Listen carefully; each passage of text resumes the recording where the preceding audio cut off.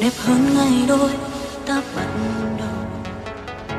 Cô đơn đâu nào nặng hơn ngày mình xa nhau. Có đôi mắt nào buồn hơn bờ mi em tuôn rồi.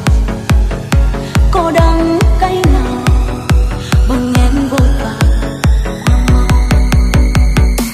Người đàn ông đang đi bên em là người như thế nào?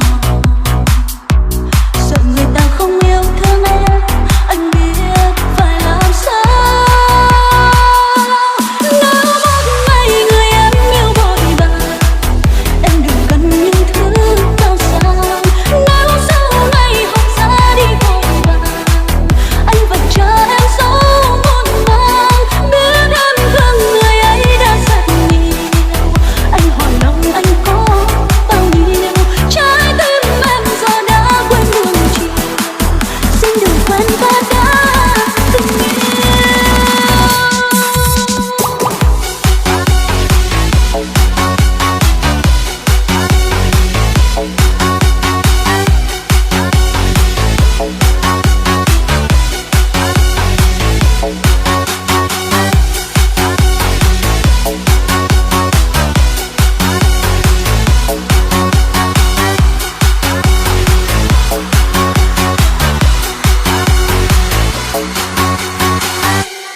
Có ký ức nào đẹp hơn ngày đôi ta bắt đầu.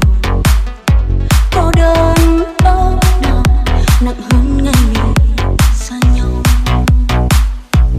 Có đôi mắt nào buồn hơn bờ mi em tuôn rồi. Cô đắng cay nào bằng em vội vàng qua mau.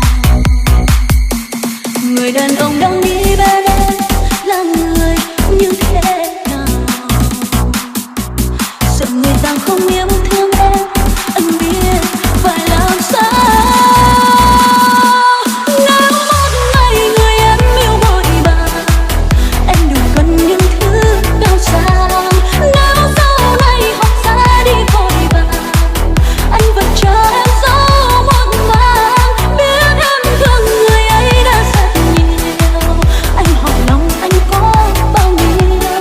Trái tim em giờ đã quên buồn chiều, xin đừng quên ta đã từng yêu.